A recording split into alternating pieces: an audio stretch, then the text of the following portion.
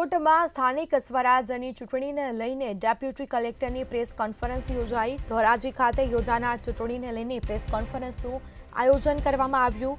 નગરપાલિકાની ચૂંટણીમાં કુલ 110 ઉમેદવારો મેદાનમાં ઉતર્યા છે।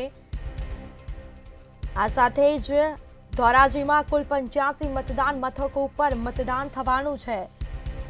20 બિલ્ડિંગ ઉપર મતદાન બૂથ ઊભા કરવામાં આવશે। તો સ્થાનિક સ્વરાજ્યની ચૂંટણીને લઈને ડેપ્યુટી કલેક્ટરની પ્રેસ કોન્ફરન્સ યોજાઈ છે। 54 જેટલા મતદાન મથકો સંવેદનશીલ મતદાન મથકો છે। 800 જેટલા કર્મચારીઓ મતદાનના દિવસે ફરજ ઉપર રહેશે। 1 પીઆઈ, 1 ડીવાયએસપી, 10 પીએસઆઈ સહિતના જવાનો ખડે પગે ફરજ બજાવશે। જે સંવેદનશીલ વિસ્તારો છે ત્યાં પોલીસનો ચાપતો બંદોબસ્ત રહેશે। 200થી વધુ પોલીસ જવાનો ચૂંટણીના દિવસે ખડે પગે રહેશે।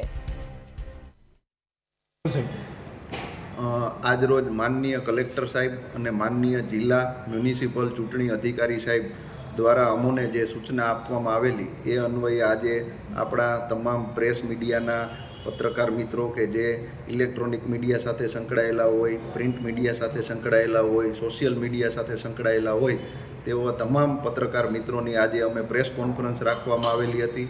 આ પ્રેસ કોન્ફરન્સમાં આપણા ધોરાજી નગરપાલિકાની સામાન્ય ચૂંટણી 2025 અન્વયે વહીવટી તંત્ર દ્વારા રાજ્ય ચૂંટણી આયોગમાંથી જે સૂચનાઓ મળી છે એ રાજ્ય ચૂંટણી આયોગ દ્વારા જેટલી પણ તૈયારીઓ પરિપૂર્ણ કરવામાં આવેલી છે તે તમામ માહિતી મેં બધા મિત્રોને આપેલી છે। કુલ કેટલા મતદારો છે, કેટલા આપણા બૂથ છે, એમાંથી સંવેદનશીલ મતદાન મથકો કેટલા છે, સંવેદનશીલ બિલ્ડિંગો કેટલી છે, એમની અંદર કેટલી આપણી ફોર્સ આપણે એમને અંદર ડિપ્લોય કરેલી છે।